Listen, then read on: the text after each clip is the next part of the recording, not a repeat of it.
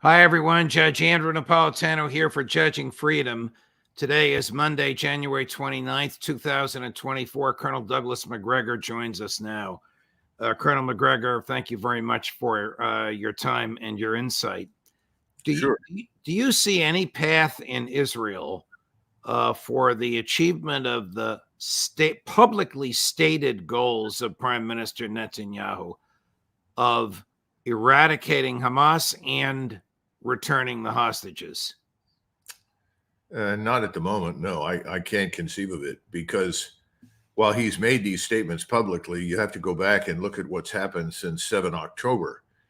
And since 7 October, the campaign has focused on expelling or killing the population in Gaza. I think the assumption is that whomever you kill in Gaza richly deserves it. If they happen to be members of Hamas, that's fine. If they're living there, they must be supportive of Hamas. So I think that's a secondary concern. And as far as the hostages go, I don't see any acute sensitivity to that issue. Right now, it's drive out the Arabs, and not just in Gaza. I think there's also an effort to do something very similar on the West Bank. I emphasized in my question, and I think you understood it that way, Prime Minister Netanyahu's publicly stated goals.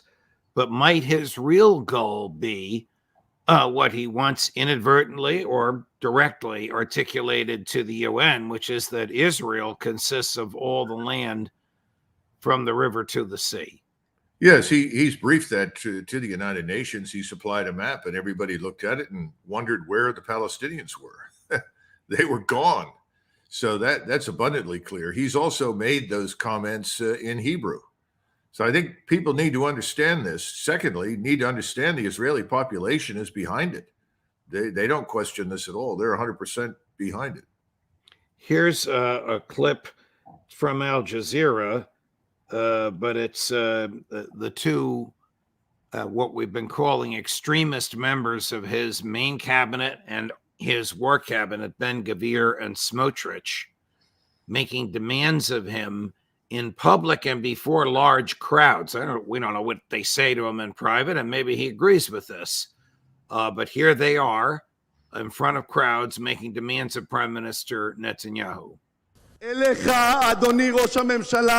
Mr. Prime Minister Benjamin Netanyahu, I'm addressing you from this stage. It's a shame to wait another 19 years to understand that Gush Katif and northern Samaria must be returned. The responsibility of brave leadership is to make courageous decisions. We are settling our land from width to length, controlling it and fighting terror always, and bringing with God's help security to all of Israel. You know what the answer is. Without settlement, there is no security. To length, and I think we have what you and I discussed before we went on air. I believe we have Prime Minister Netanyahu on this. For 30 years, I am very consistent, and I'm saying something very simple. This conflict is not on the lack of a state of Palestinian, but the existence of a state, the Jewish state. Every area that we evacuate, we receive terrible terror against that. It happened in South Lebanon, in Gaza, and also Judea and Samaria, which we did it. And therefore, I clarify that in any other arrangement, in the future, the state of Israel have to control on the entire area from the river to the sea. This is what happens when you have sovereignty. This truth I say to our American friends. And I also stopped the attempt to impose on us a reality that will jeopardize us. A prime minister in Israel has to be able to say no, even to the best of friends. To say no when you need to, and to say yes when you can. Guess he has more courage than President Biden does. He can say no to Joe Biden, but Joe Biden can't say no to him. But it's obvious what he was talking about. First, he said control from the river to the sea, which, of course, they don't have, but they're fighting to have. Then he said sovereignty from the river to the sea. Is there any question in your mind what he was talking about? No, not at all. Remember, he and frankly, most Israelis equate the final removal of all the Arabs that currently live in what they regard as Greater Israel. This is the sea to the Jordan River, as equating to their long-term security and survival. Remember, he said, for us, this is existential. Either all of these people have got to go and we control everything, or we're finished. He's making the argument that Israel will not survive unless it executes this operation. I think we have to take him seriously. I think the Israelis believe it. The question is not what the Israelis want or what they believe, but what do the American people want and how do they feel? Are they comfortable with the wholesale removal of the Arab population, Muslim and Christian, from Gaza, its death or expulsion or its killing directly or indirectly through disease and starvation, or not? If they're not comfortable with that, they need to get off their rear ends and call their representatives in Washington, because no one in Washington is opposed. I shouldn't say no one. I'm sure there are a few people, but there are so few paying any attention to it. I think it's really irrelevant. Well, Washington must know what was stated in the clips that we just ran. Washington must know that there is zero impetus for a two-state solution in the Netanyahu government, and as you indicated, among the Israeli population by an enormous percentage. So should we take seriously, or are they lying to us when Joe Biden and Tony Blinken say two-state solution, two-state solution? No, I think they know that that's utterly unacceptable to the Israelis at this point. If there was a chance for that, it died some time ago. So it's an all or nothing proposition. Either all of the Arabs go or they don't. And in the minds of Israelis, if they're not removed, there's a permanent threat to their existence and they cannot tolerate that.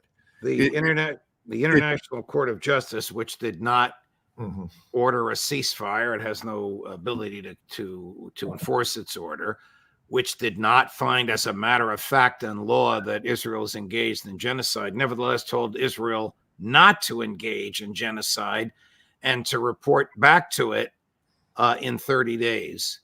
The latter was by 16-1, which included the justice that was sent from Israel. As you know, South Africa got to add a justice to the court. It's very unique that they can do that. And Israel got to add a justice to the court. That vote was 16-1. The other vote was 15-2. Did the ICJ ruling burst the bubble of Israel moral rectitude, or had that bubble been burst by the IDF in Gaza? Outside of the United States and Israel and the United Kingdom, probably Australia, New Zealand, I'd say it has burst. But as far as we're concerned, it's irrelevant. The International Court of Justice is irrelevant to us. We're not signatories. We don't respect it. We have no use for it. We don't care. And remember, the entire government on Capitol Hill is, with very few exceptions, is comfortable with what the Israelis are doing. That's my point. The only way to put a stop to this is for the American people to raise their voices and say, we don't want to be party to this operation. It is inconsistent with our views of what is morally right or wrong. But it hasn't happened. No, there's somewhat of a movement in Michigan, which has probably the largest Palestinian or Arab population base of any state in the Union, but it doesn't seem to have motivated the president at all. By the way, we should note that Americans, I think if they were asked, are equally opposed to the goals of Hamas and other like-minded organizations that want to rid the Middle East of Jews. We don't support that. We would not stand by and allow that to happen. I don't think we should stand by, do nothing, and allow this to happen. I would simply urge the president to stop lying to the American people, along with all of his colleagues, all of whom have benefited enormously from the money poured into their organizations from the lobby and Israel's agents in the United States, and simply say, if you're going to persist in this, you're going to have to do it alone. we're not going to underwrite it. We're not going to support it. I mean, I'm certainly not advocating that we should commit forces to stop it. I don't believe in that. I didn't support that in the past. I don't support it now. But we should simply say that's completely inconsistent with our views of what is morally right and wrong. And as the president, I'm telling you right now, if you persist, we will withdraw our support. There is no clear path for the release of the hostages without a substantial ceasefire, and there is no willingness on the part of the Netanyahu government for a ceasefire. The ICJ, which is part of the United Nations, has said stop the genocide and report back.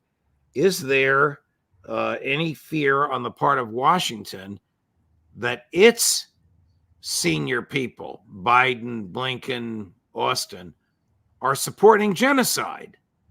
Well, first of all, the word genocide was not used, as far as I can tell, in the final judgment of the International Criminal Court or Court of Justice, which I think is one of the reasons that the findings were 16-1. If the word genocide had been included, there would have been more numbers of judges who would have dissented from the ultimate decision. So I have never used the word genocide. Genocide to me is on a much larger scale. Now, that doesn't mean that it will not be achieved in Gaza. I think that's a very real possibility, or for that matter, on the West Bank. But at this point, I think Israel managed to skate, if you will, in front of the International Court of Justice. And most Americans have paid little or no attention. Americans are currently focused on the southern border, what's happening down there. I think in that sense, Americans are finally beginning to wake up to something that I and others have been talking about for years. That's a good thing. But they're not too terribly concerned about the Israelis and what they do until, of course, we are drawn into war in the region. That's another matter entirely. And we're very close to that. We'll get to that in just a moment. Is Israel no longer feared by other Middle Eastern state actors?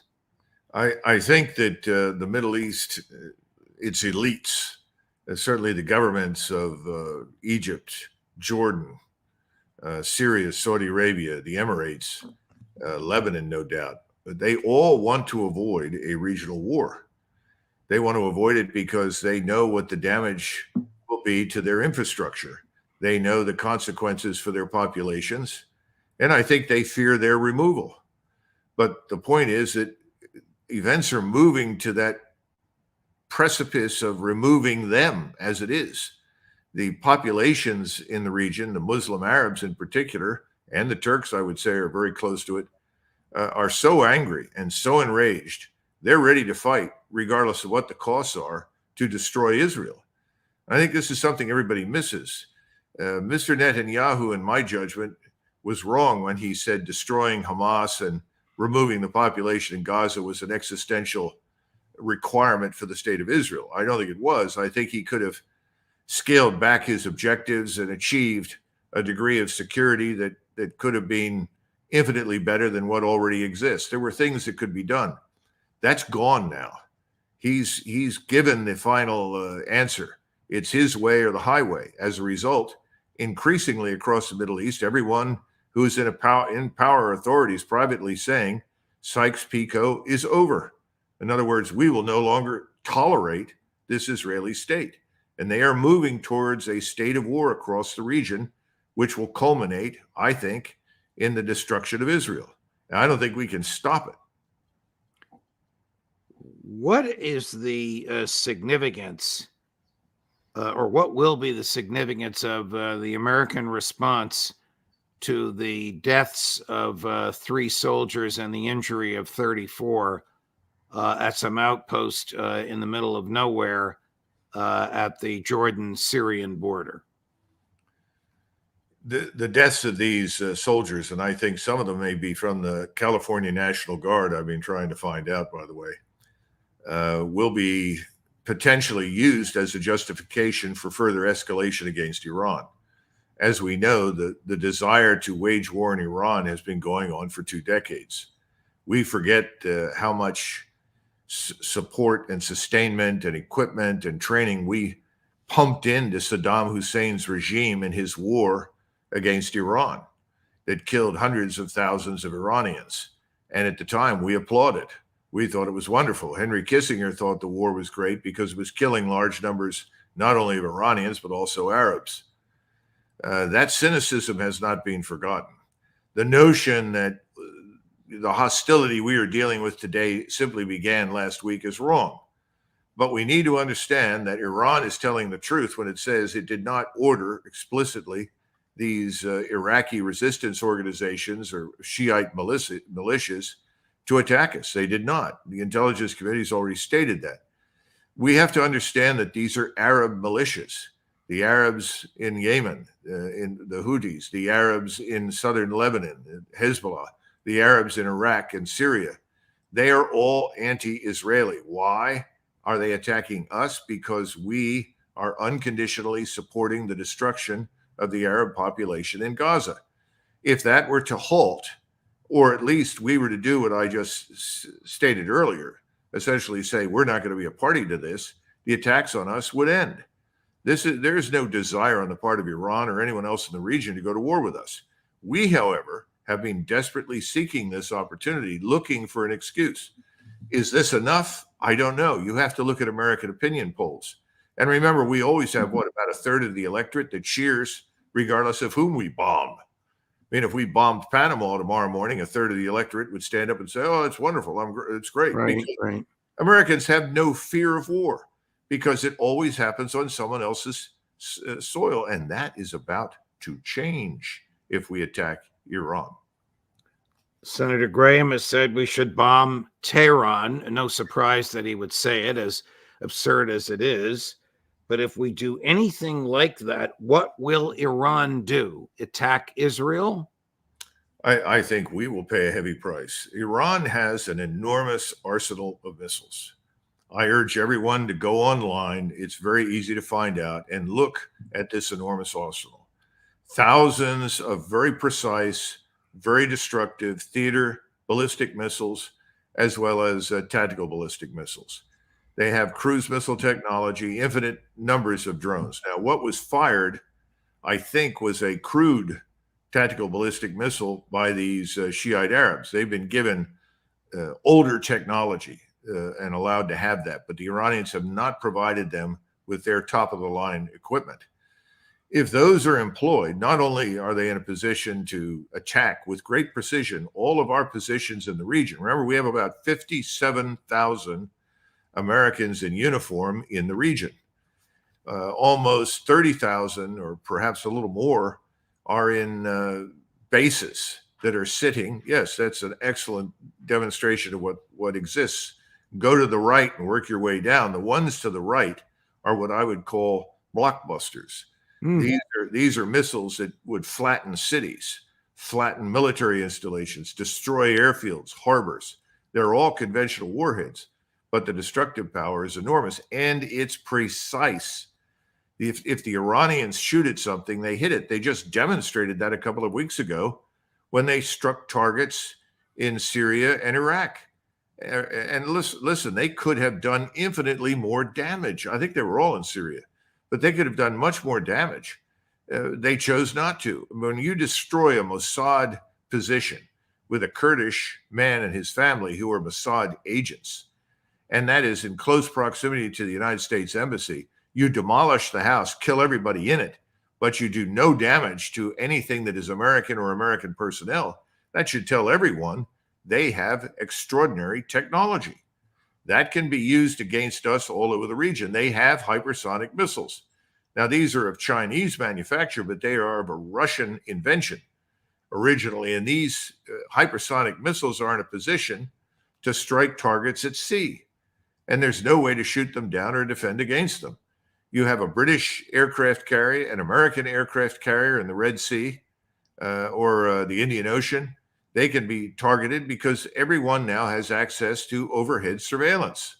Overhead surveillance with the kind of ability to read the names on gravestones that did not exist in those countries 20 years ago. So their targeting is very precise. And ships at sea, regardless of whether they're nuclear or conventionally powered, are slow. These are slow-moving targets. Anyone who thinks otherwise is crazy. And the point is that these hypersonic missiles can adjust. So if they fire these things, they will hit their targets. And you have mentioned Israel. If the Israelis are participating with us in direct strikes on Iran, then I think the arsenal will be launched in great quantities from numerous different locations, all of which we cannot be positively identified, and they will reduce most of Israel to ashes. As we speak, literally as we speak, Republican and Democratic members of Congress are calling the White House and saying, attack, attack, attack. We have to look strong. What would you advise the president to do? Would you say take those 57,000 troops and bring them home immediately? Oh, yes. In fact, that's what Donald Trump wanted to do in November of 2020. Of course, he had tried earlier. He failed because he didn't understand that simply giving an order meant nothing in Washington in the federal bureaucracy. You have to follow up. You have to hold the military officers and the diplomats accountable who systematically avoid executing your order. He wanted our forces out of Syria. He wanted them out of Iraq. And he had good reason for that, because these little penny packets of forces are easy targets. Again, it's back to something we just don't say enough. We have been facing opponents without armies, air forces, air defenses. That is about to end. Iran, Turkey, certainly Hezbollah. These are real forces with real capability. We haven't had to face that. By the way, neither have the Israelis. And the Israelis would be the first to tell you privately that too many of their soldiers and officers have spent too much policing people on the West Bank and around Gaza. They're not accustomed to a full-up, all-out war. And that's what they're asking for. And they'll get it if they don't stop. And we are going to get it. And remember, Hezbollah has substantial facilities and concentrations of people in Mexico. So do Islamists who are Sunni Muslims in Mexico. We don't even know who has actually entered the United States. I mean, no one seemed to care when thousands of military-age men from China and other countries entered the United States. Nobody seems to have gotten very exercised until quite recently, when they realized that Arabs and Iranians and others and Malays and other Muslims from different parts of the country had also entered. Suddenly people are beginning to realize it. Well, what about our nuclear power facilities? What about our power grid? What about the weapons that exist that are in the hands of the cartels? Now, the cartels want to continue to infect us and destroy us with drugs because that's where they make their money. But organized crime frequently cooperates for enough money with other entities, state and non-state actors, who have an interest in harming us. We should not write off the very high probability that if this war goes forward, we will face a second front along the Mexican border and potentially a third front inside the United States. Does Hezbollah in Mexico have the military equipment that Hezbollah in Lebanon has? First of all, that's classified. I'm sure people that are operating in the intelligence committees can give you a better answer. All I can tell you is that certainly in terms of surveillance equipment, small arms, RPGs, and some shoulder-fired air defense missiles, they are extremely well equipped. So are the cartels. And they exchange data, they exchange information, they work together. This is not a new phenomenon. The IRA was working with Islamist terrorist organizations in North Africa. People were shocked. Well, of course, all of these various entities have agendas and they sometimes coincide. What would you tell Joe Biden to do? Other than make arrangements to go to the nearest rest home, I would certainly suggest that he stop harassing Texas and the other Republican state governors, that he stay away from the Texas National Guard, let the Texas National Guard do its job of protecting those states.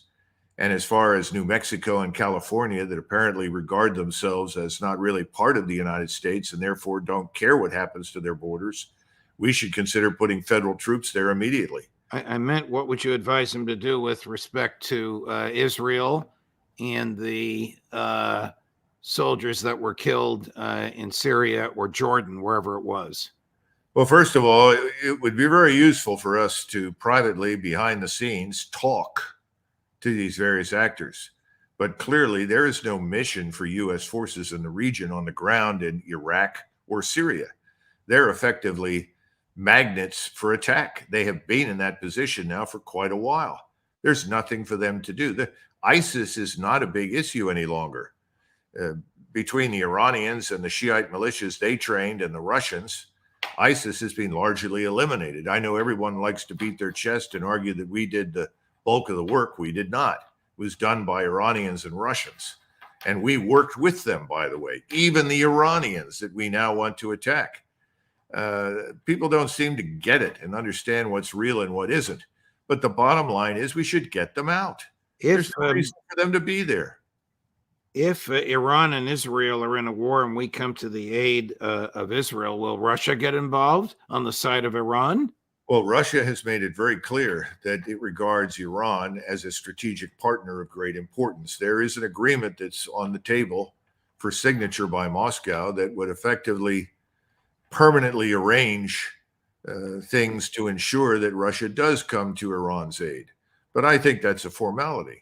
Russia will not stand by and allow us to destroy Iran. They will provide Iran with whatever it needs to protect itself, and they will stand by Iran. By the way, the Chinese, who have critical interests in access to the Persian Gulf and access to East Africa, where they get great quantities of food, will not stand by and do nothing while we force Iran to submit or die, in which case Iran will fight and probably close the Suez. You can write off the Straits of Hormuz. You can write off the Suez along with the straits down between Africa and Yemen, which I think is called the Gate of Tears. Those things will all be closed. The Chinese have already taken actions to protect themselves by making it impossible for us to gain access to a number of upstream minerals that we regard as essential to our national security and the building of military equipment. They're concerned about what we're prepared to do. We need to back away from this. This will become regional and I would say semi-global very quickly. And the greatest danger is that the Israelis will respond but with the use of a nuclear weapon, particularly as they watch their cities, Tel Aviv, Haifa, and so forth, largely annihilated by these arsenals of missiles. And if that were to happen, I think that would have catastrophic consequences for Israel and the world, far worse than anything we've seen thus far. Colonel, thank you very much. You've just experienced the largest audience you've ever had on this show of those watching live, which usually translates into an enormous audience of those who will be watching streaming. Thanks for your time. Thanks for your insight. We'll talk to you again soon, my friend. Sure. Thank you, Judge. Of course. Bye-bye. What a terrifying picture he painted, but with such logic and precision and understanding.